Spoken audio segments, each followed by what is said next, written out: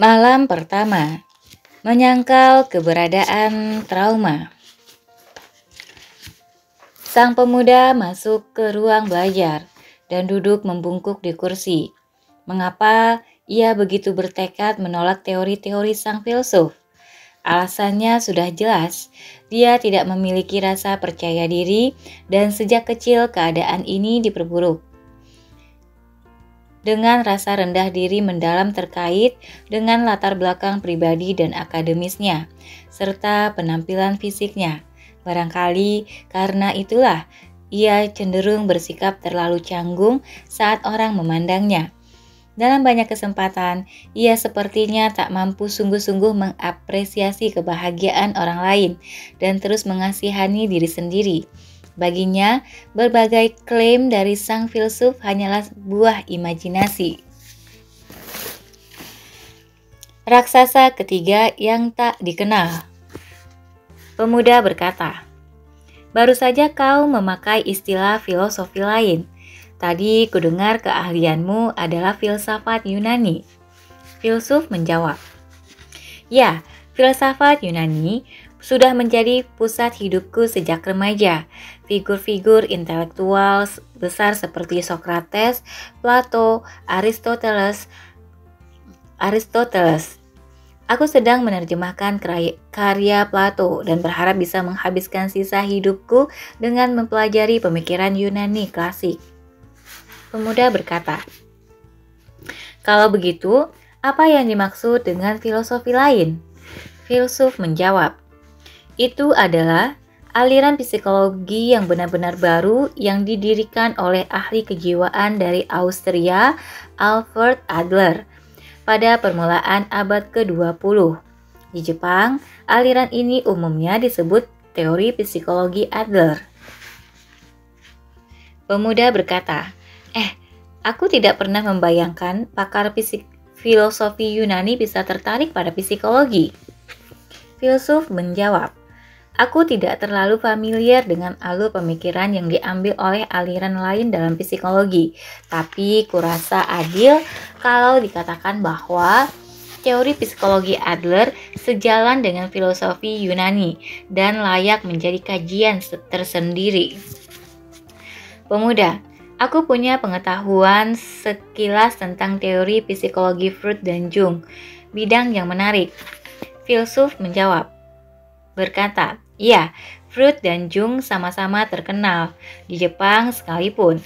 Adler merupakan salah satu anggota inti asli masyarakat psikoanalisis Vienna yang saat itu dipimpin oleh Freud. Gagasannya bertolak belakang dengan Freud sehingga dia memisahkan diri dari kelompok tersebut dan mengusulkan teori psikologi individual yang berbasis pada teori orisinilnya sendiri." Pemuda berkata, "Teori psikologi individual, satu lagi istilah yang asing. Jadi Adler dulu murid Freud?" Filsuf menjawab, "Tidak, bukan begitu. Ini kesalahpahaman yang umum dijumpai. Kita harus meluruskannya. Sebagian besar alasannya, Adler dan Freud punya rentang usia yang relatif dekat dan hubungan mereka sebagai sesama peneliti terbentuk dengan kedudukan yang setara. Dalam hal ini, Adler berbeda jauh dari Jung yang memuja Freud sebagai figur ayah. Meskipun ilmu psikologi pada intinya cenderung dikaitkan dengan Freud dan Jung, Adler dihormati di seluruh dunia bersama Freud dan Jung sebagai salah satu dari 3 sosok berpengaruh di bidang ini." Pemuda berkata, "Oh begitu, seharusnya belajar lebih banyak tentang hal itu." "Oh begitu, aku seharusnya belajar lebih banyak tentang hal itu." Filsuf berkata, "Kurasa wajar engkau tidak pernah mendengar tentang Adler, seperti yang dia katakan sendiri. Mungkin akan ada saat-saat ketika tidak ada orang yang mengingat namaku. Mereka mungkin malah lupa bahwa aliran kami ada. Lalu dia melanjutkan dengan berkata bahwa itu tidak masalah. Implikasinya adalah jika alirannya dilupakan. Itu karena gagasan-gagasannya sudah berkembang menjadi lebih besar dari batas-batas sebuah area disiplin ilmu tertentu dan menjadi hal yang lumrah, perasaan yang sama-sama dirasakan oleh semua orang. Contohnya Dale Carnegie yang menulis buku terlaris di tingkat internasional, How to Win Friends and Influence People, serta How to Stop Worrying and Start Living, menyebut Adler sebagai seorang psikolog besar yang mengabdikan hidup untuk meneliti manusia dan kemampuan terpendam mereka. Pengaruh pemikiran Adler jelas tersaji di seluruh tulisannya, dan sebagian besar karya Stephen Covey, Seven Habits of Highly Effective People, sangat mirip dengan gagasan-gagasan Adler. Dengan kata lain, daripada menjadi area disiplin ilmu yang kaku, teori psikologi Adler diterima sebagai perwujudan puncak kebenaran dan pemahaman manusia. Namun, gagasan-gagasan Adler dikatakan lebih maju ratusan tahun dari masanya. Dan bahkan hari ini kita belum sungguh-sungguh berhasil memahaminya. Seorisinal dan seinovatif itulah gagasan-gagasan yang dimilikinya. Pemuda berkata, "Jadi, pada awalnya teorimu dikembangkan bukan dari filosofi Yunani, namun dari sudut pandang teori psikologi Adler." Filsuf menjawab, "Ya, benar." Pemuda berkata lagi, "Oke, satu hal lagi yang ingin kutanyakan tentang sikap dasarmu. Apakah engkau seorang filsuf atau psikolog?" Filsuf menjawab, "Aku adalah seorang filsuf. Orang yang hidup berfilosofi. Bagiku, teori psikologi Adler adalah bentuk pemikiran yang sejalan dengan filsafat Yunani, dan itu adalah filosofi." Pemuda berkata, "Baik, kalau begitu, mari kita mulai." Mengapa manusia bisa berubah? Pemuda berkata, "Pertama-tama, kita perlu merencanakan poin-poin yang akan didiskusikan. Kau bilang manusia bisa berubah, lalu kau membawanya selangkah lebih maju dengan mengatakan bahwa semua orang bisa menemukan kebahagiaan." Filsuf menjawab, "Ya, semua orang tanpa terkecuali." Pemuda berkata, "Kita bisa menyimpan percakapan tentang kebahagiaan untuk nanti dan membahas perubahan terlebih dulu. Semua orang berharap bisa berubah. Aku tahu, aku ingin berubah, dan aku yakin siapapun yang mungkin kau cegat dan tanyai di jalan akan setuju. Tapi, mengapa semua orang merasa ingin berubah? Hanya ada satu jawaban, karena mereka tidak bisa berubah. Kalau mudah saja bagi manusia untuk berubah, mereka tidak akan menghabiskan begitu banyak waktu berharap mereka bisa melakukannya. Tak peduli sekuat apapun mengharapkannya, manusia tidak bisa berubah. Itulah sebabnya ada begitu banyak orang yang terbawa oleh agama-agama baru dan seminar-seminar self-help yang meragukan, serta pengajaran tentang bagaimana setiap orang bisa berubah. Apakah aku salah?" Filsuf menjawab, "Nah, sebagai jawabannya, aku akan bertanya, mengapa engkau begitu bersikeras bahwa manusia tidak bisa berubah?" Pemuda menjawab, "Inilah sebabnya. Aku punya seorang kawan, seorang pria yang telah mengunci diri di kamar selama beberapa tahun lamanya. Dia berharap bisa keluar dan bahkan berpikir ingin punya pekerjaan jika memungkinkan. Jadi, dia ingin dirinya berubah. Aku mengatakan ini sebagai temannya, tapi yakinlah bahwa dia adalah orang yang sangat serius yang bisa memberikan manfaat besar bagi masyarakat. Hanya saja, dia takut meninggalkan kamar. Kalau dia mengambil satu langkah saja untuk keluar, jantungnya berdebar dan lengan serta kakinya menjadi goyah. Kurasa ini sejenis neurosis atau rasa panik. Dia ingin berubah, tapi tidak bisa." Filsuf menjawab, "Menurutmu apa alasan dia tidak bisa keluar?" Pemuda menjawab lagi, Aku tidak terlalu yakin, bisa saja karena hubungannya dengan orang tua atau karena dia dirundung di sekolah atau di tempat kerja. Dia mungkin pernah mengalami sejenis trauma akibat sesuatu yang seperti itu. Namun bisa jadi kebalikannya, mungkin dia terlalu dimanja saat masih kanak-kanak dan tidak bisa menghadapi kenyataan. Aku sama sekali tidak tahu dan aku tidak bisa mengorek masa lalunya atau situasi keluarganya. Filsuf bertanya, jadi maksudmu ada insiden pada masa lalu temanmu yang menjadi penyebab trauma atau sesuatu yang serupa itu dan sebagai hasilnya dia tidak bisa lagi keluar? Pemuda menjawab, tentu saja selalu ada sebab sebelum akibat. Tidak ada yang misterius tentang hal itu. Filsuf berkata lagi, barangkali alasan dia tidak bisa keluar lagi sejak terletak pada lingkungan rumahnya saat masih kecil. Dia dianiaya oleh orang tuanya dan tumbuh dewasa tanpa pernah merasakan kasih sayang. Karena itulah dia takut berinteraksi dengan orang dan karena itulah dia tidak bisa keluar. Itu mungkin, bukan? Itu mungkin, bukan?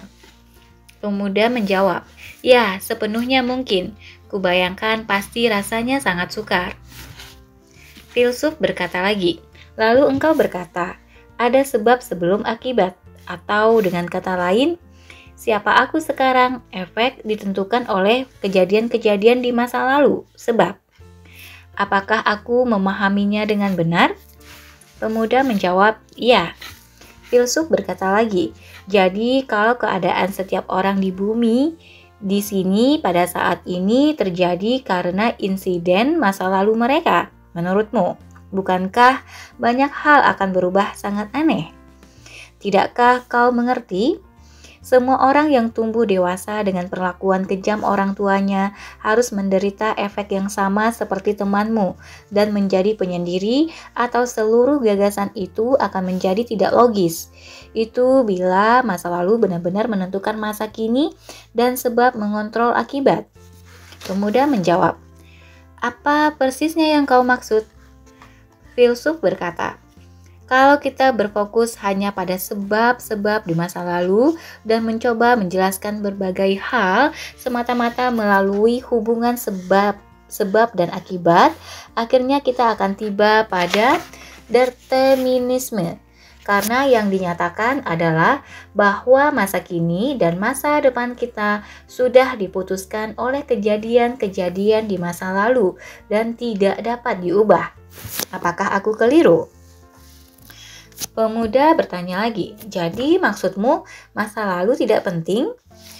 Filsuf menjawab, ya, itulah pendirian dari sudut pandang teori psikologi Adler. Pemuda berkata, aku mengerti, poin-poin yang dipertentangkan tampaknya menjadi sedikit lebih jelas. Tapi begini, kalau kita mengikuti versimu, bukankah pada akhirnya ini berarti tidak ada alasan mengapa temanku tidak bisa lagi keluar? Sebab kau berkata insiden masa lalu tidaklah penting. Maaf, tapi itu benar-benar mustahil. Pasti ada alasan di balik pengasingan dirinya. Pasti ada atau ini tidak akan bisa dijelaskan. Filsuf berkata, benar, tidak akan ada penjelasan untuk itu. Jadi dalam teori psikologi Adler, kita tidak memikirkan sebab yang sudah lewat, tapi tujuan saat ini. Pemuda bertanya lagi, tujuan saat ini? Filsuf berkata, temanmu merasa tidak aman, jadi dia tidak bisa pergi keluar. Pikirkan hal itu dengan cara sebaliknya. Dia tidak mau keluar, jadi dia menciptakan kondisi kecemasan. Pemuda, hah? Filsuf berkata lagi, pikirkan dengan cara ini. Temanmu sudah bertujuan untuk tidak pergi keluar dan dia menciptakan keadaan cemas dan takut sebagai sarana untuk mencapai tujuan itu. Dalam teori psikologi Adler ini disebut teleologi. Pemuda berkata, jangan bercanda, Temanku membayangkan rasa cemas dan takut. Jadi, apakah engkau lalu akan mengatakan bahwa temanku hanya sedang berpura-pura sakit? Filsuf menjawab, dia tidak sedang berpura-pura sakit. Rasa cemas dan takut yang dirasakannya nyata. Terkadang, dia mungkin juga menderita akibat migrain dan rasa mulas yang parah. Akan tetapi, itu juga merupakan gejala-gejala yang dia ciptakan demi mewujudkan tujuannya untuk tidak keluar. Pemuda berkata, itu tidak benar, tidak mungkin, itu terlalu menyedihkan. Filsuf menjawab, tidak, inilah perbedaan antara aetiologi, studi tentang hubungan sebab dan akibat, dan teleologi, ilmu yang mempelajari tujuan dari suatu fenomena tertentu, ketimbang penyebabnya. Segala sesuatu yang tadi kau sampaikan kepadaku didasarkan pada aetiologi. Selama tinggal di dalamnya, kita tidak akan mengambil langkah maju.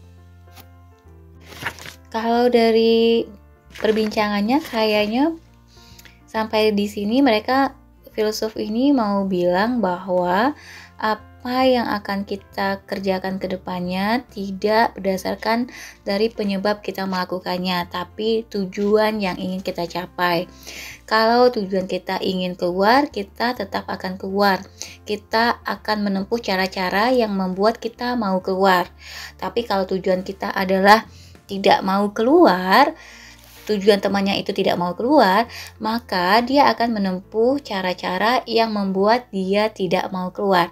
Jadi semuanya ditentukan oleh tujuannya. Apakah dia mau keluar atau tidak mau keluar. Kira-kira begitu ya.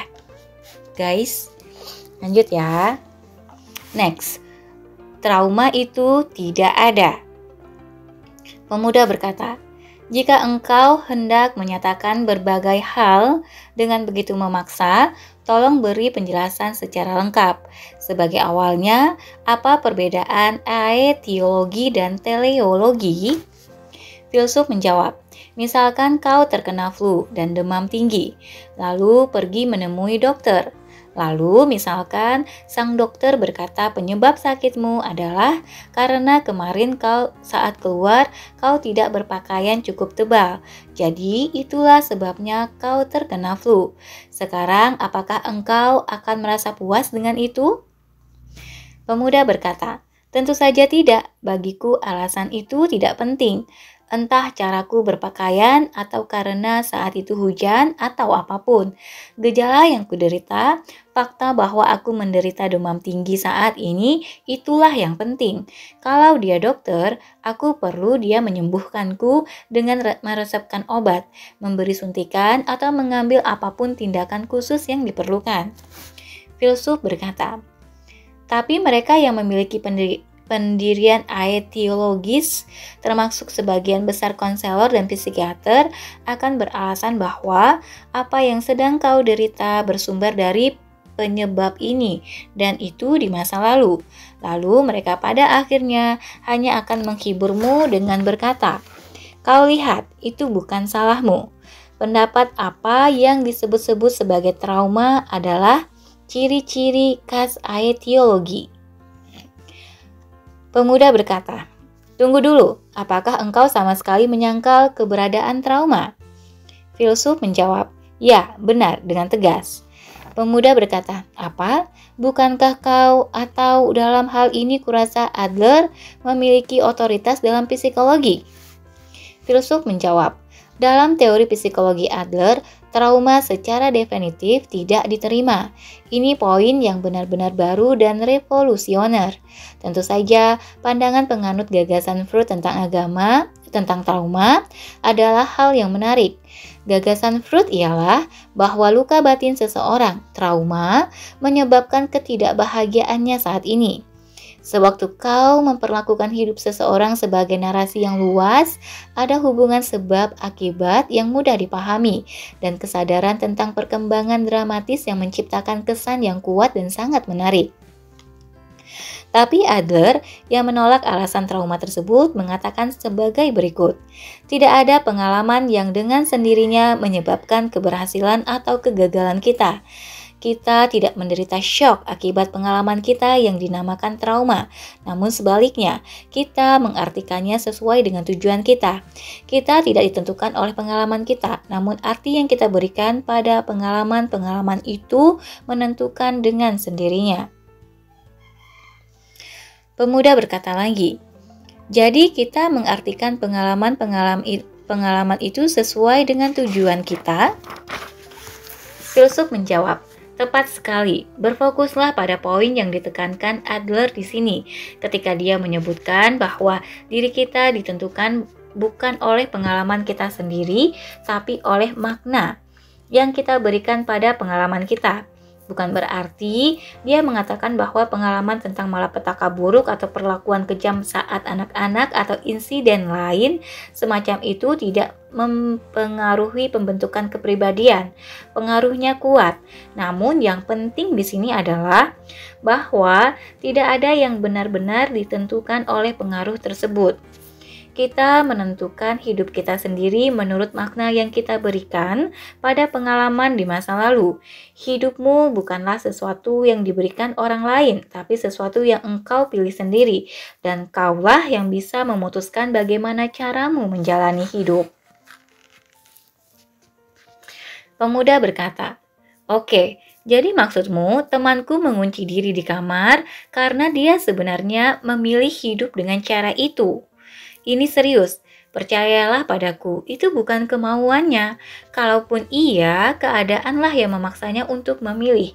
Dia tidak punya pilihan selain menjadi dirinya yang sekarang."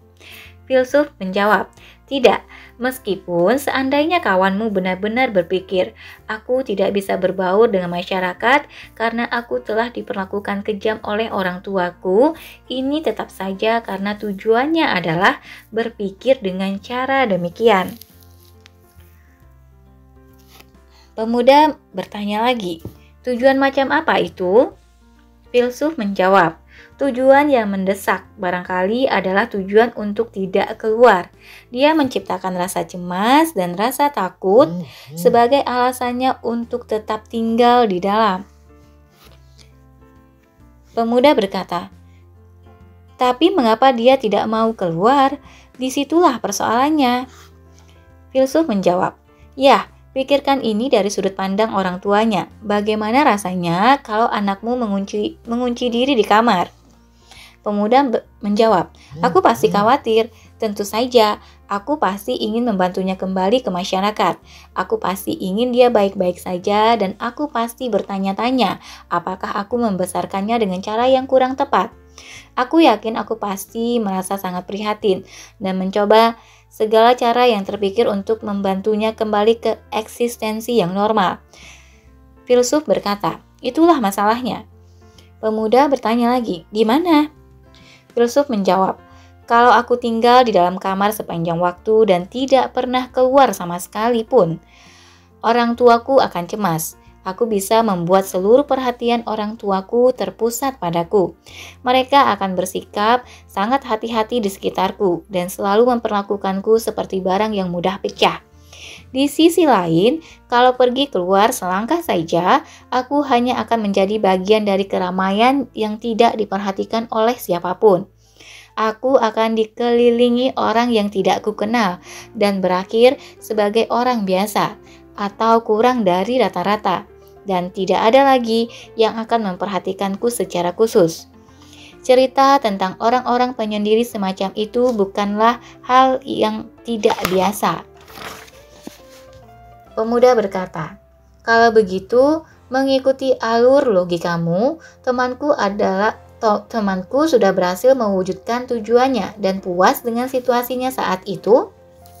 Saat ini, Filsuf menjawab, "Aku ragu dia merasa puas, dan aku yakin dia juga tidak bahagia, tapi bisa dipastikan bahwa dia juga mengambil tindakan yang sejalan dengan tujuannya.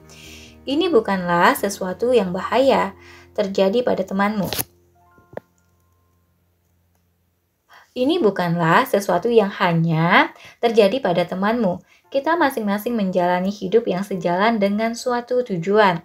Itulah yang disampaikan teleologi kepada kita." Pemuda berkata, "Tidak mungkin, aku menolaknya. Ini sama sekali tidak bisa diterima. Begini, temanku."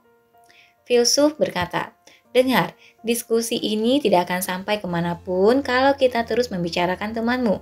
Pembicaraan ini akan menjadi pemeriksaan in absentia, dan itu tidak ada gunanya.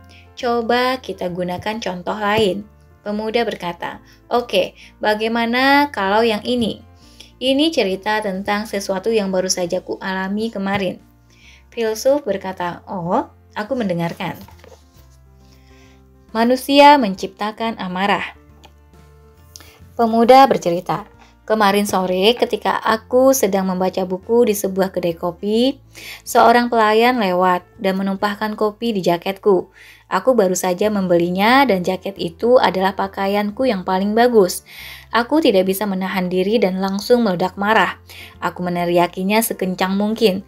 Aku biasanya bukan tipe orang yang bicara kencang di muka umum, tapi kemarin kedai itu berdengung oleh teriakanku karena aku murka dan lupa apa yang sedang kulakukan. Jadi, bagaimana dengan itu? Adakah ruang bagi terciptanya tujuan di sini? Dilihat dari sisi manapun, bukankah perilaku ini memiliki pencetus?" Filsuf menanggapi, "Jadi, engkau terdorong oleh marah dan akhirnya berteriak.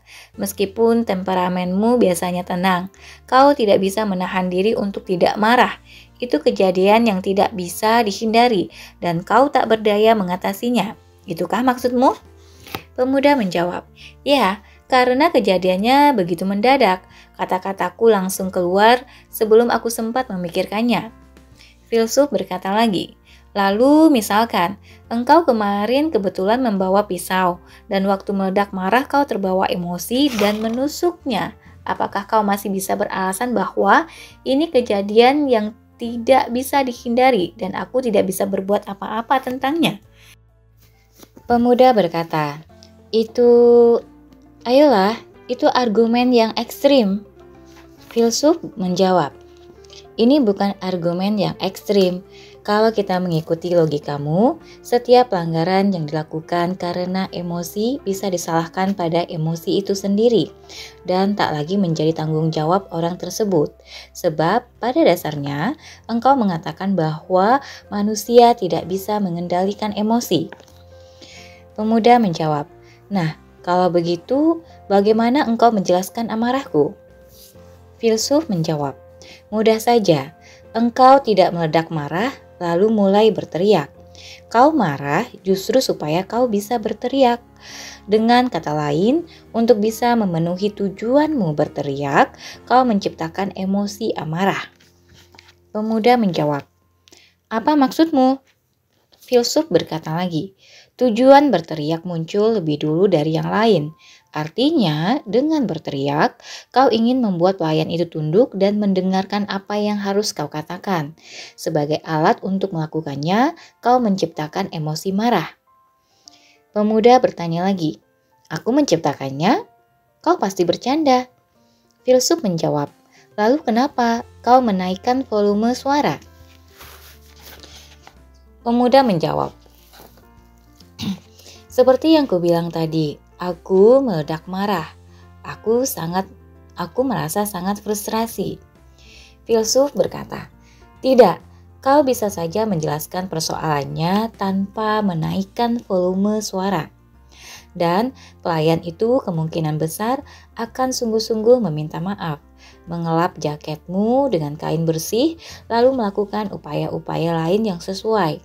Malah, dia mungkin akan mengirimkan jaketmu ke jasa cuci profesional. Dan di benakmu, engkau telah mengantisipasi bahwa dia mungkin melakukan hal-hal ini. Meskipun demikian, kau tetap berteriak." Prosedur menjelaskan berbagai hal dalam kata-kata yang normal rasanya terlalu menyusahkan, dan engkau mencoba menghindarinya dan membuat orang yang tidak melawan ini tunduk padamu. Alat yang kau pakai di sini adalah emosi marah." Pemuda berkata, "Tidak mungkin, kau tidak bisa membodohiku.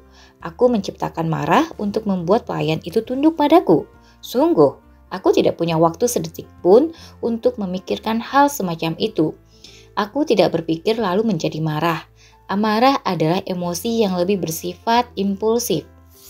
Filsuf menjawab, benar, amarah adalah emosi sesaat. Sekarang dengarkan, aku punya cerita. Suatu hari, seorang ibu dan anak perempuannya sedang bertengkar dengan suara nyaring. Lalu tiba-tiba telepon berbunyi. Halo, sang ibu bergegas mengangkat gagang telepon. Suaranya masih kental dengan amarah. Sang penelpon adalah wali kelas putrinya. Segera setelah sang ibu menyadari siapa yang sedang menelpon, nada suaranya berubah dan dia menjadi sangat sopan. Lalu selama kurang lebih 5 menit berikutnya, dia melanjutkan percakapan dengan nada suara terbaiknya. Begitu menutup telepon, ekspresinya berubah dan dia langsung berteriak lagi pada putrinya. Pemuda menjawab, itu bukan cerita yang jarang ditemui. Filsuf berkata, tidakkah kau mengerti? Singkat kata, amarah adalah alat yang bisa dikeluarkan saat diperlukan. Amarah bisa dikesampingkan ketika telepon berbunyi dan dikeluarkan lagi setelah seseorang menutup telepon. Sang ibu tidak berteriak dengan amarah yang tidak dapat dikendalikan. Dia hanya menggunakan amarah dengan suara nyaring untuk menaklukkan putrinya dan dengan demikian menegaskan pendapatnya. Pemuda menjawab, jadi amarah adalah cara untuk meraih tujuan. Filsuf menjawab, itulah yang dikatakan teleologi. Pemuda berkata, aku mengerti sekarang. Di balik topeng kelembutan yang kau kenakan, kau sangat nihilis. Entah itu tentang amarah atau temanku yang penyendiri. Semua pikiranmu dijejali dengan rasa tak percaya terhadap umat manusia. Selanjutnya, cara untuk hidup tanpa dikendalikan masa lalu. Filsuf bertanya, bagaimana bisa aku bersikap nihilis? Pemuda berkata, pikirkan saja. Sederhananya, kau mengingkari emosi manusia. Kau berkata, emosi tak lebih dari sekadar alat, bahwa emosi hanyalah cara untuk meraih tujuan. Tapi dengarkan, kalau kau menyangkal emosi, kau sedang mengagulkan pandangan yang berupaya menyangkal kemanusiaan kita juga. Karena emosi kita dan fakta bahwa kita diombang-ambingkan segala macam perasaan, itulah yang menjadikan kita manusia. Jika kita menyangkal emosi, manusia akan menjadi tak lebih dari tiruan buruk mesin. Kalau itu bukan nihilis, lalu apa? Filsuf menjawab, aku tidak menyangkal bahwa emosi ada. Semua orang memilikinya, itu sudah pasti. Tapi kalau kau hendak memberitahuku bahwa orang adalah makhluk yang tidak bisa menahan emosi, aku akan membantahnya. Teori psikologi Adler adalah bentuk pemikiran filosofi yang sama sekali bertolak belakang dengan nihilisme. Kita tidak dikendalikan oleh emosi. Dalam artian ini, meskipun menunjukkan bahwa manusia tidak dikendalikan oleh emosi, teori itu juga menunjukkan bahwa kita tidak dikendalikan oleh masa lalu. Si pemuda bertanya, jadi manusia tidak dikendalikan oleh emosi dan masa lalunya? Filsuf menjawab, oke, misalkan ada seseorang yang orang tuanya bercerai di masa lalu. Bukankah ini hal yang objektif? Sama seperti air sumur yang selalu bersuhu 18 derajat. Tapi kemudian, apakah perceraian itu terasa dingin atau hangat? Jadi persoalannya adalah sekarang, hal yang subjektif. Terlepas dari apa yang mungkin terjadi dulu, makna yang diberikan pada peristiwa itulah yang menentukan seperti apa masa kini seseorang. Pemuda bertanya, persoalannya bukanlah apa yang terjadi, tapi bagaimana menyikapinya. Filsuf menjawab, Tepat sekali, kita tidak bisa kembali ke masa lalu dengan mesin waktu. Kita tidak dapat memutar balik jarum waktu. Kalau memilih tinggal dalam aetiologi, kau akan terikat oleh masa lalu dan tak akan pernah bisa menemukan kebahagiaan. Pemuda berkata, itu benar, kita tidak bisa mengubah masa lalu, dan itulah sebabnya hidup ini begitu sulit. Filsuf berkata, hidup ini bukan hanya sulit. Kalau masa lalu menentukan segalanya dan tidak bisa diubah, kita yang hidup hari ini tidak akan bisa lagi mengambil langkah-langkah maju yang efektif dalam hidup. Apa yang akan terjadi sebagai hasilnya? Kita akan berakhir dengan jenis nihilisme dan pesimisme yang hilang harapan pada dunia ini dan menyerah dengan hidup. Pandangan aetiologis Freud yang dicirikan dengan keberadaan trauma merupakan determinisme dalam bentuk yang berbeda dan jalan menuju nihilisme. Apakah kau akan menerima nilai-nilai seperti itu? Pemuda menjawab, aku tidak mau menerimanya, tapi masa lalu sangatlah kuat. Filsuf berkata, pikirkan berbagai kemungkinannya. Kalau seseorang berasumsi manusia adalah makhluk yang bisa berubah, rangkaian nilai yang didasarkan pada aetiologi menjadi tidak bisa dipertahankan. Dan tentu saja dia harus mengambil posisi teleologi. Pemuda bertanya, jadi maksudmu seseorang harus selalu mengadopsi dasar pemikiran bahwa manusia dapat berubah? Filsuf menjawab, tentu saja, dan tolong dipahami, pandangan aetiologis Freud itulah yang mengingkari kehendak bebas kita dan memperlakukan manusia tak lebih dari mesin. Pemuda itu berhenti sejenak dan menatap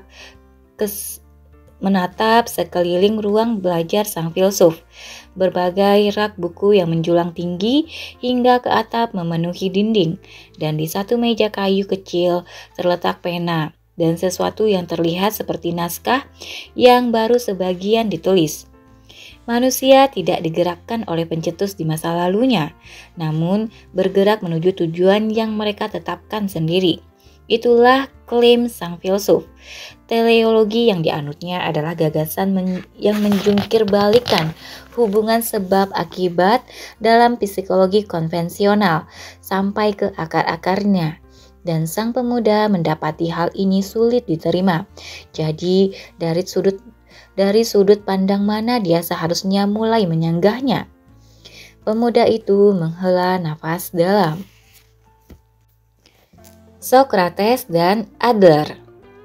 Pemuda berkata, baiklah, aku ingin bercerita tentang temanku yang lain, seorang pria bernama Y. Dia adalah orang yang selalu ceria dan supel. Dia seperti bunga matahari. Semua orang menyukainya dan orang tersenyum setiap kali ada dia. Setiap kali dia ada. Sebaliknya, aku tipe yang tidak pernah mudah bersosialisasi dan dalam berbagai hal agak menyimpang dari norma pada umumnya. Nah, kau mengklaim bahwa manusia bisa berubah lewat teleologi Adler. Filsuf menjawab, iya, kau dan aku dan semua orang bisa berubah. Pemuda bertanya lagi, lalu, apakah menurutmu aku bisa menjadi orang seperti Y? Jauh di lubuk hatiku, aku sungguh-sungguh berharap bisa menjadi seperti dirinya. Filsuf menjawab, di titik ini aku harus berkata bahwa itu sama sekali tidak mungkin. Pemuda berkata, aha, sekarang kau memperlihatkan warna aslimu. Jadi, apakah kau akan mencabut teorimu? Filsuf menjawab, tidak, aku tidak akan mencabutnya. Sayangnya, engkau hampir tidak memiliki pemahaman tentang teori psikologi Adler. Langkah pertama untuk berubah adalah mengetahui. Pemuda bertanya lagi, jadi kalau bisa memahami satu hal saja tentang teori psikologi Adler, aku bisa menjadi seperti Y. Filsuf menjawab, kenapa kau terburu-buru mencari jawabannya? Kau seharusnya sampai pada jawaban itu dengan usahamu sendiri. dan tidak mengandalkan apa yang kau dapatkan dari orang lain. Jawaban orang lain itu tak lebih dari upaya pencegahan sementara. Tidak ada nilainya. Contohlah, Socrates yang tidak meninggalkan satupun buku yang benar-benar ditulis olehnya sendiri. Dia menghabiskan hari berdebat di depan umum dengan warga Athena, khususnya anak-anak muda, dan muridnya lah Plato yang menerjemahkan filosofinya ke dalam tulisan untuk generasi mendatang. Adler juga tidak terlalu berminat pada kegiatan sastra, lebih memilih mengadakan dialog personal di kedai-kedai kopi di Wina dan mengadakan kelompok diskusi kecil. Dia jelas bukan jenis intelektual yang hanya duduk di belakang meja. Pemuda bertanya, jadi Socrates dan Adler sama-sama menyampaikan gagasan lewat dialog? Filsuf menjawab, itu benar. Semua keraguanmu akan disingkirkan melalui dialog ini, dan kau akan mulai berubah. Bukan oleh kata-kataku, tapi oleh tindakanmu sendiri. Aku tidak ingin menghilangkan proses yang penting untuk sampai pada jawabannya melalui dialog. Pemuda bertanya lagi, jadi apakah kita akan mencoba menghidupkan kembali sejenis dialog yang dilakukan oleh Socrates dan Adler di ruang belajar kecil ini? Filsuf menjawab, apakah ini tidak cukup? Pemuda berkata, itulah yang ingin ku ketahui. Jadi, ayo diskusikan sejauh mungkin sampai engkau mencabut teorimu dan aku membungkuk kalah di hadapanmu. Apakah kau puas dengan apa adanya dirimu? Filsuf berkata, oke, ayo kembali pada pertanyaanmu. Jadi, kau ingin menjadi orang yang lebih optimistis seperti Y? Pemuda menjawab, tapi kau baru saja menolaknya dan mengatakan itu sama sekali tidak mungkin. Ya, kurasa memang begitulah keadaannya. Aku hanya mengatakannya untuk membuatmu mengalami kesulitan. Aku cukup mengenal diriku sendiri. Aku tak akan pernah bisa menjadi orang seperti itu. Filsuf menjawab, kenapa tidak? Pemuda berkata, sudah jelas karena kami memiliki kepribadian yang berbeda. Atau kurasa kau bisa bilang watak yang berbeda. Filsuf menjawab, Pemuda lalu melanjutkan, kau misalnya hidup dengan dikelilingi semua buku ini. Kau membaca buku baru dan memperoleh pengetahuan baru. Pada dasarnya, engkau terus-menerus mengumpulkan pengetahuan. Semakin banyak yang kau baca, semakin meningkat pula pengetahuanmu.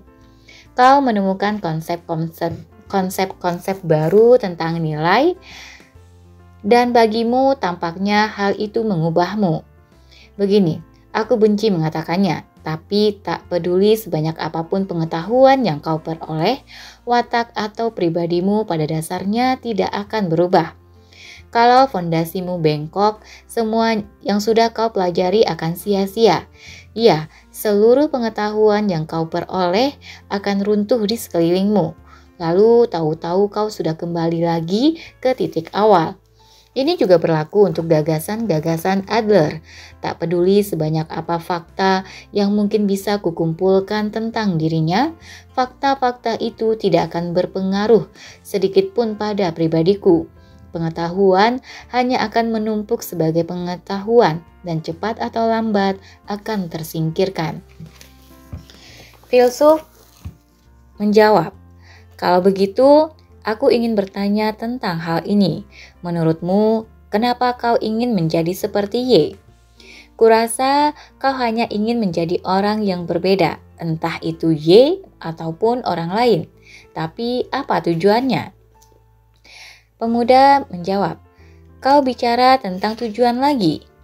Seperti yang tadi kukatakan, aku hanya mengaguminya dan kurasa aku akan lebih bahagia kalau bisa jadi seperti dia. Filsuf menanggapi, kau merasa akan lebih bahagia kalau menjadi seperti dia, yang artinya sekarang kau tidak bahagia, benar? Pemuda menjawab, apa? Filsuf menanggapi, saat ini kau tidak bisa merasa benar-benar bahagia. Ini karena kau belum belajar mencintai dirimu sendiri. Dan untuk mencoba mencintai diri sendiri, kau berharap bisa terlahir sebagai pribadi yang berbeda. Kau berharap bisa menjadi seperti Y yang membuang dirimu dan membuang dirimu saat ini. Benar? Pemuda menanggapi, "Ya, kurasa itu benar. Jujur saja, aku benci diriku sendiri. Aku benci diriku sendiri. Aku yang sedang bermain-main dengan percakapan tentang filsafat kuno ini dan yang benar-benar tak berdaya untuk tidak melakukannya. Ya, aku benar-benar benci diriku sendiri." Filsuf menjawab, "Tidak apa-apa. Seandainya kau menanyai orang-orang tentang siapa yang menyukai dirinya sendiri, kau akan sangat sulit menemukan seseorang yang dengan bangga membusungkan dada dan berkata, 'Ya, aku suka diriku sendiri.'" Pemuda bertanya, "Bagaimana dengan engkau? Apakah kau menyukai dirimu sendiri?" Filsuf menjawab, "Sekurang-kurangnya, aku tidak merasa ingin menjadi orang lain, dan aku menerima diriku apa adanya." Pemuda bertanya, "Menerima dirimu apa adanya?" Filsuf menjawab, "Begini, tak peduli seberapa besar harapanmu untuk menjadi Y, kau tidak bisa dilahirkan kembali sebagai dirinya. Kau bukan Y, tidak masalah bagimu untuk menjadi dirimu sendiri. Akan tetapi, aku tidak berkata bahwa menjadi persis seperti dirimu sekarang itu sudah cukup. Kalau kau tidak bisa benar-benar merasa bahagia, jelas ada yang tidak beres dengan keadaanmu saat ini. Kau harus terus melangkah dan tidak berhenti." Pemuda menanggapi, "Itu cara yang keras untuk menggambarkannya, tapi aku mengerti maksudmu. Jelas ada yang tidak beres dengan diriku saat ini. Aku harus melangkah maju." Filsuf menanggapinya kembali, mengutip lagi kata-kata Adler, "Yang penting bukanlah dengan apa seseorang dilahirkan, namun bagaimana dia memanfaatkannya. Kau ingin menjadi Y atau orang lain karena kau berfokus penuh pada pemikiran dengan apa kau dilahirkan. Sebaliknya, kau justru harus berfokus pada bagaimana kau bisa memanfaatkannya." Lanjut, ketidakbahagiaan adalah sesuatu yang kau pilih untuk dirimu sendiri. Pemuda berkata, "Tidak mungkin, itu tidak masuk akal." Filsuf bertanya, "Kenapa begitu?" Pemuda menjawab, "Kenapa?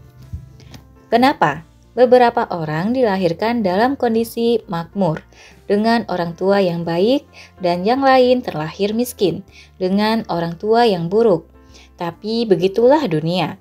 Dan aku tidak benar-benar ingin masuk ke topik semacam ini. Tapi ada banyak hal yang tidak adil di dunia, dan kesenjangan yang dalam antar ras, kebangsaan, dan etnis tetap ada. Wajar saja kalau kita berfokus pada pemikiran dengan apa kita dilahirkan. Semua ucapanmu hanya bersifat teoretis. Kau mengabaikan dunia nyata." Filsuf menanggapi, "Kaulah yang mengabaikan realitas. Apakah terpaku pada pemikiran dengan apa kau dilahirkan bisa mengubah kenyataan? Kita bukanlah mesin yang dapat digantikan. Kita tidak membutuhkan penggantian, melainkan pembaharuan." Pemuda menjawab, "Bagiku, penggantian dan pembaharuan itu sama. Kau menghindari poin utamanya. Begini, ketidakbahagiaan sejak lahir itu memang ada. Paling tidak, tolong akui itu." Filsuf menjawab, "Aku tidak akan mengakuinya." Pemuda bertanya, "Kenapa?" Filsuf menjawab, "Salah satu alasannya, saat ini kau tidak bisa merasakan kebahagiaan sejati, kau mendapati hidup ini sulit. Bahkan berharap bisa terlahir kembali sebagai orang yang berbeda. Tapi kau sekarang tidak bahagia karena kau sendirilah yang memilih untuk menjadi tidak bahagia. Bukan karena kau dilahirkan di bawah bintang kesialan." Pemuda bertanya lagi, "Aku memilih untuk tidak bahagia?" Bagaimana aku bisa menerimanya? Filsuf menanggapi, tidak ada yang luar biasa tentang hal ini. Pernyataan ini sudah diulang-ulang sejak era Yunani klasik. Pernahkah engkau mendengar pepatah? Tidak ada yang menginginkan kejahatan. Ini dalil yang umum dikenal sebagai paradoks Sokrates. Pemuda bertanya, kita tidak kekurangan orang yang menginginkan kejahatan, bukan? Tentu saja, ada banyak pencuri dan pembunuh. Dan jangan lupa, semua politikus dan pejabat dengan berbagai transaksi busuk mereka.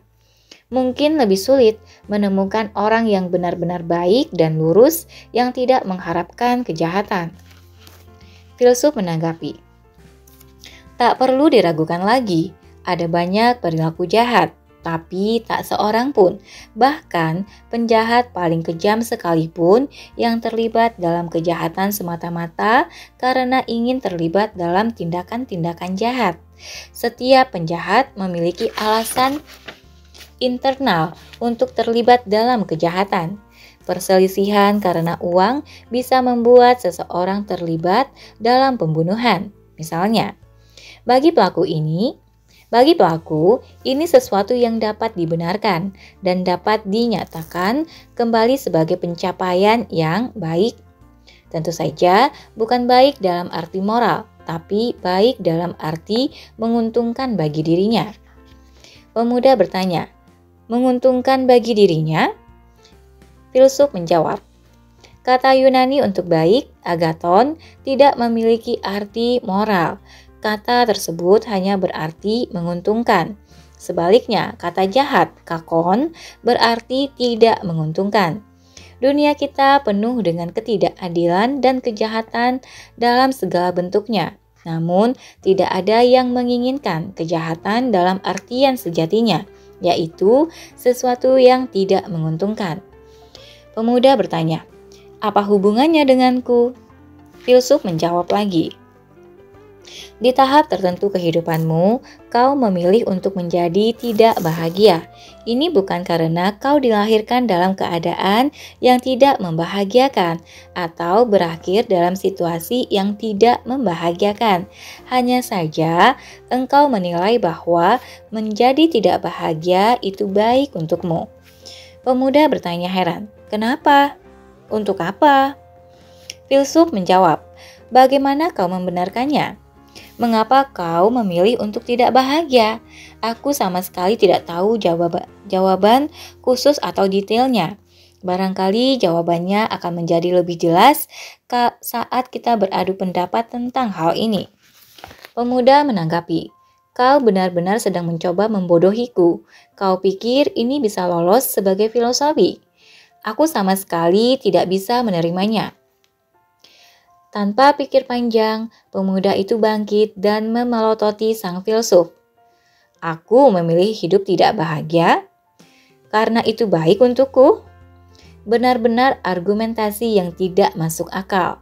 Kenapa dia sampai sejauh itu mengolok-olok diriku? Apa salahku? Aku akan membongkar habis argumennya, tak peduli berapapun harganya. Aku akan membuatnya berlutut di hadapanku. Wajah pemuda itu memerah oleh luapan emosinya. Next, manusia selalu memilih untuk tidak berubah. Filsuf berkata, silahkan duduk. Melihat keadaan saat ini, wajar kalau pandangan kita saling berbenturan. Sekarang akan kuberikan satu penjelasan sederhana tentang cara manusia dipahami dalam teori psikologi Adler. Pemuda menjawab, oke, tapi tolong singkat saja. Filsuf melanjutkan, tadi kau berkata watak atau pribadi seseorang tidak bisa diubah. Dalam teori psikologi Adler, kita menggambarkan watak dan pribadi tersebut dengan kata gaya hidup. Pemuda bertanya heran, gaya hidup? Filsuf menjawab, iya, gaya hidup adalah kecenderungan berpikir dan bertindak dalam kehidupan.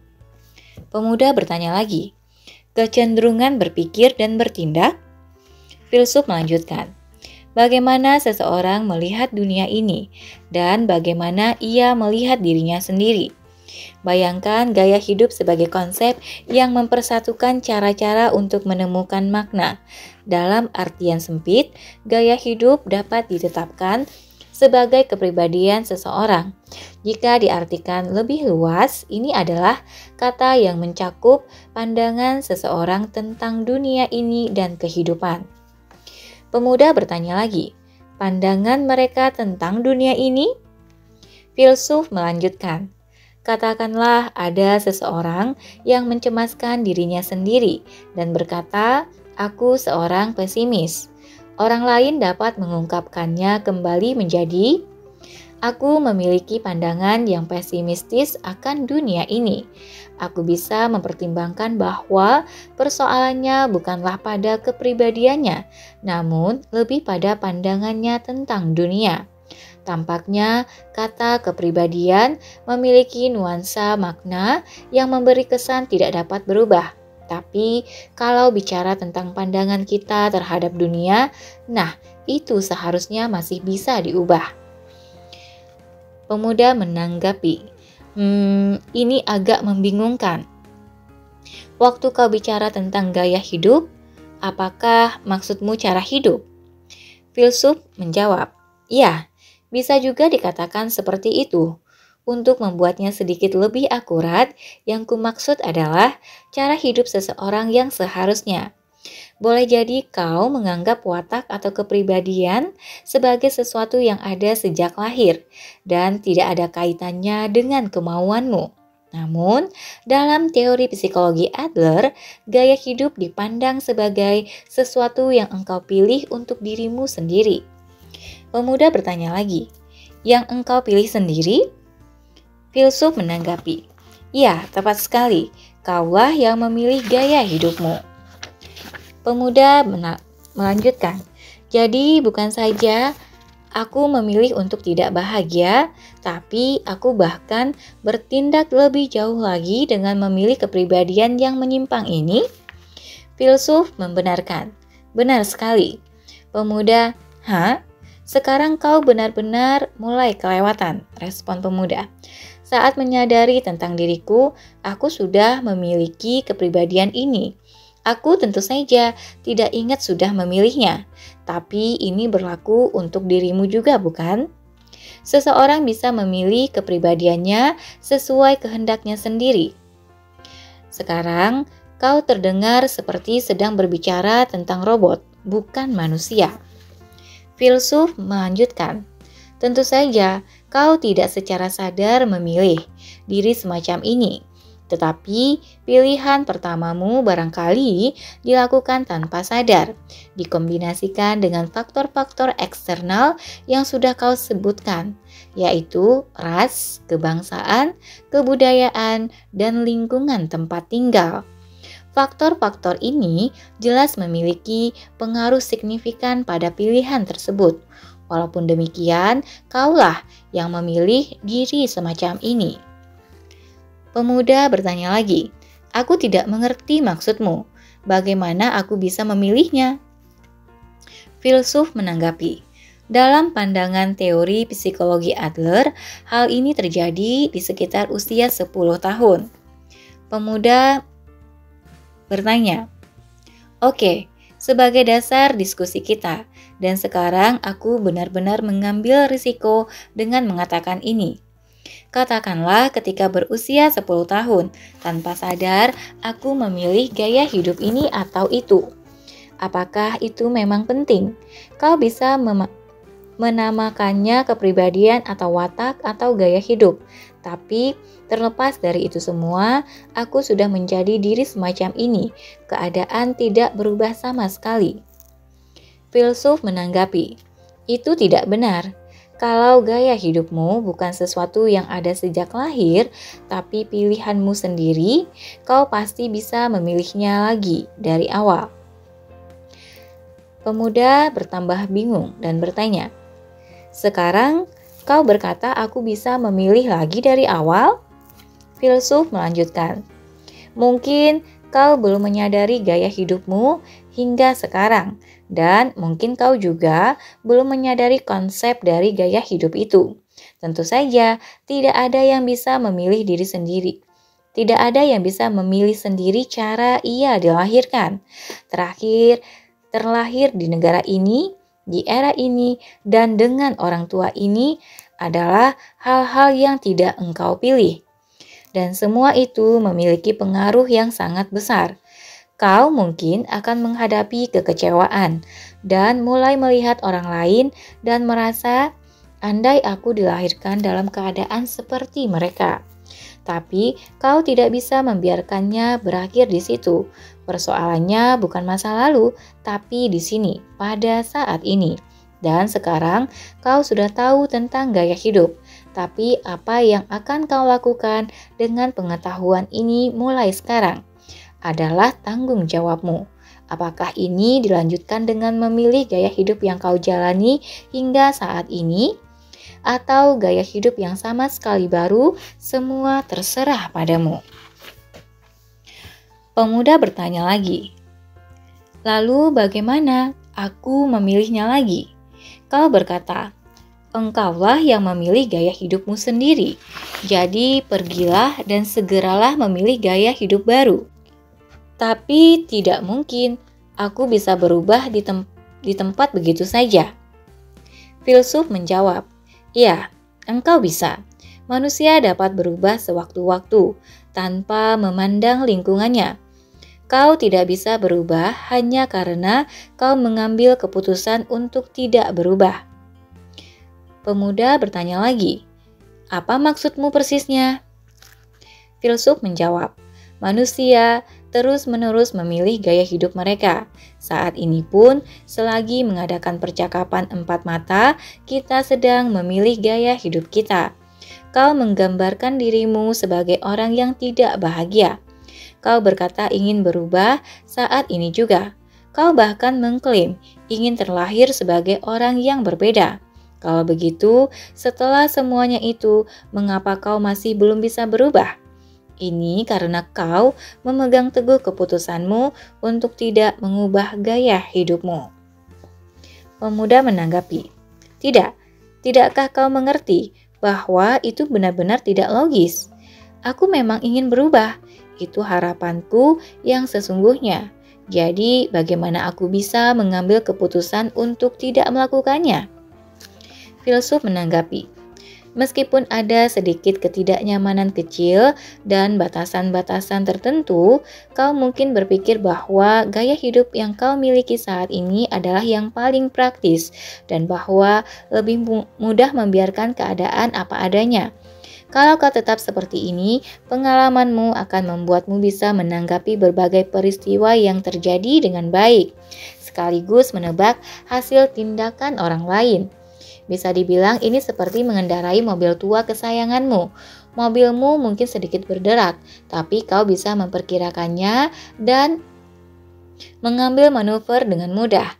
Di sisi lain, kalau kau memilih gaya hidup yang baru, tidak ada yang bisa memprediksi apa yang mungkin terjadi dengan dirimu yang baru, atau mengetahui cara menghadapi berbagai peristiwa yang akan muncul. Sulit untuk melihat jauh ke depan, dan hidup akan dipenuhi dengan kekhawatiran. Hidup yang lebih menyakitkan dan tidak bahagia mungkin sudah menunggu di depan mata. Sederhananya, manusia banyak mengeluhkan keadaannya, tapi lebih mudah dan lebih aman bagi seseorang untuk menjadi dirinya apa adanya. Pemuda bertanya lagi, seseorang ingin berubah, tapi berubah itu menakutkan? Filsuf menjawab, ketika mencoba mengubah gaya hidup, keberanian kita diuji. Ada rasa cemas yang dihasilkan dari perubahan dan rasa kecewa yang mengiringi keputusan untuk tidak berubah. Aku yakin kau sudah memilih yang terakhir. Pemuda menanggapi, tunggu, baru saja kau memakai kata keberanian. Filsuf menjawab, ya, teori psikologi Adler adalah psikologi keberanian. Ketidakbahagiaanmu tidak bisa disalahkan pada masa lalu atau lingkunganmu, dan bukan berarti kau tidak punya kemampuan, kau hanya kurang berani. Bisa dibilang kau kurang berani menjadi bahagia. Hidupmu diputuskan di sini saat ini. Pemuda berkata, keberanian untuk menjadi bahagia. Hah? Filsuf menjawab, apakah kau membutuhkan penjelasan lebih lanjut? Pemuda melanjutkan, tidak, tunggu dulu. Ini mulai membingungkan. Pertama-tama, kau berkata dunia ini tempat yang sederhana, bahwa dunia ini terlihat rumit hanya karena aku, dan bahwa pandanganku yang subjektiflah yang menjadikannya seperti itu, dan juga bahwa hidup terlihat rumit hanya karena akulah yang membuatnya demikian. Kesemuanya itu membuatku sulit hidup bahagia.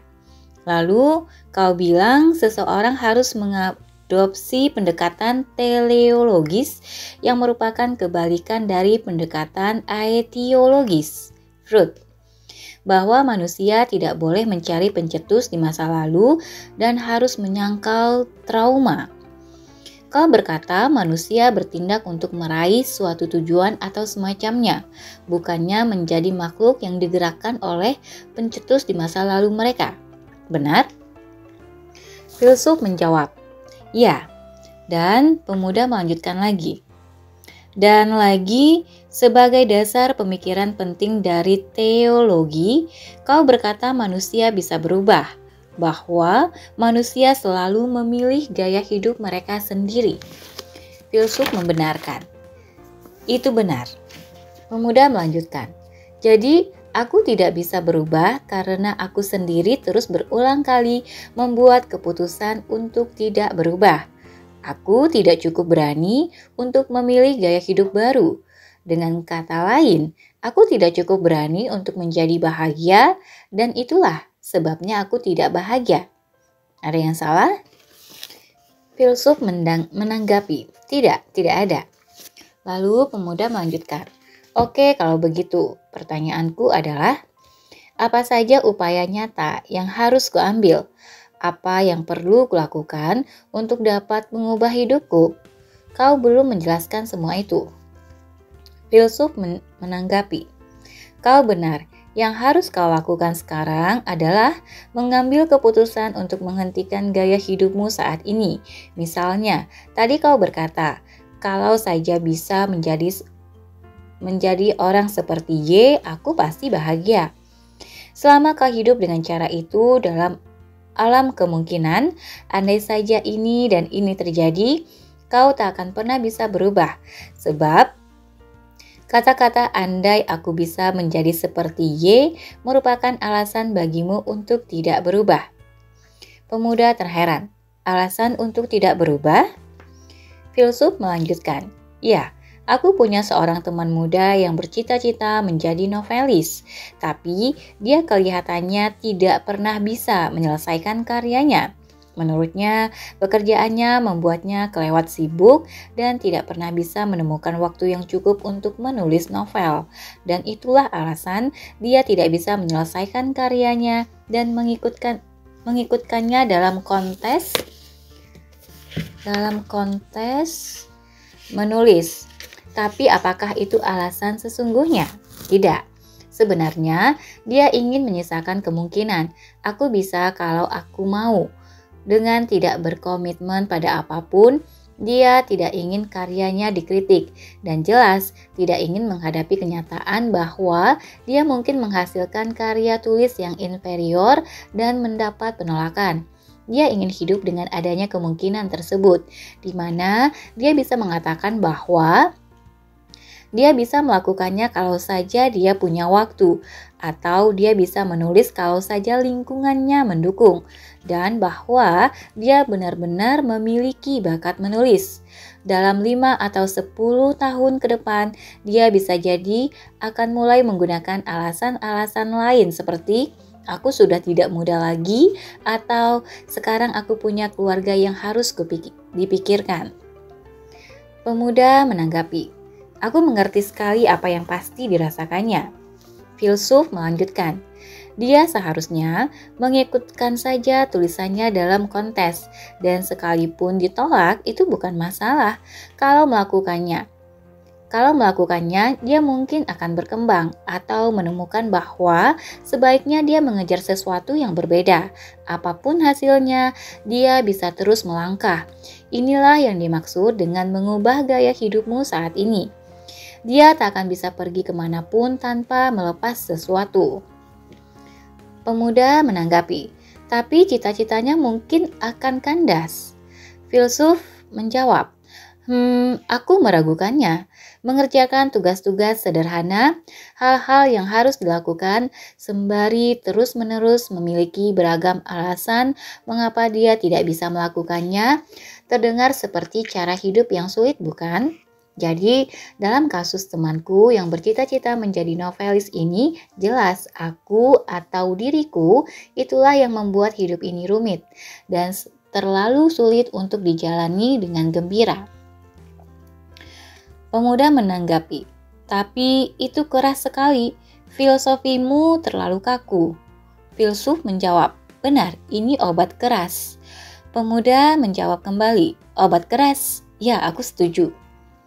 Filsuf melanjutkan, tapi kalau kau mengubah gaya hidup, cara memaknai dunia dan dirimu sendiri, caramu berinteraksi dengan dunia dan perilakumu juga harus berubah. Jangan lupakan poin ini. Manusia harus berubah. Kau sebagaimana dirimu saat ini harus memilih gaya hidupmu. Mungkin ini terlalu sulit, tapi sebenarnya cukup sederhana. Pemuda melanjutkan, menurutmu trauma itu tidak ada, dan lingkungan juga tidak penting. Itu semua hanyalah beban tambahan, dan ketidakbahagiaanku adalah salahku sendiri, benar? Aku mulai merasa sedang dikritik atas segala sesuatu yang pernah dan sudah kulakukan. Filsuf menanggapi, tidak, kau tidak sedang dikritik. Malah seperti yang disampaikan konsep teleologi Adler kepada kita, tak peduli apapun yang telah terjadi dalam hidupmu sampai ke titik ini. Itu seharusnya tidak ada hubungannya dengan caramu hidup mulai saat ini. Bahwa engkau yang hidup di sini pada saat ini menentukan kehidupanmu sendiri. Pemuda menjawab, hidupku ditentukan tepat di titik ini? Filsuf menanggapi, ya, karena masa lalu tidak ada. Pemuda menjawab kembali, baiklah. Well, aku tidak setuju 100% dengan teorimu. Ada banyak poin yang membuatku kurang yakin, dan itulah yang akan kubantah. Di saat yang sama, teorimu patut dipertimbangkan lebih jauh, dan aku jelas tertarik untuk belajar lebih banyak tentang teori psikologi Adler. Kurasa diskusi kita malam ini sudah cukup, tapi kuharap kau tidak keberatan aku datang lagi minggu depan. Kalau aku tidak beristirahat, mungkin kepalaku bisa meledak. Filsuf menjawab, aku yakin kau butuh sedikit waktu sendirian untuk merenungkan berbagai hal. Aku selalu ada di sini, jadi kau bisa berkunjung kapanpun kau suka. Aku menikmatinya. Terima kasih. Kita bisa berdiskusi lagi kapan-kapan. Pemuda menanggapi, bagus sekali. Satu hal lagi, kalau boleh. Diskusi kita hari ini lama dan cukup intens, dan kurasa aku bicara agak kasar. Untuk itu, aku minta maaf. Filsuf menjawab, jangan cemaskan itu. Kau sebaiknya membaca dialog-dialog Plato. Secara mengejutkan, kelakuan dan bahasa murid-murid Sokrates agak terlalu bebas. Seperti itulah cara berdialog yang seharusnya.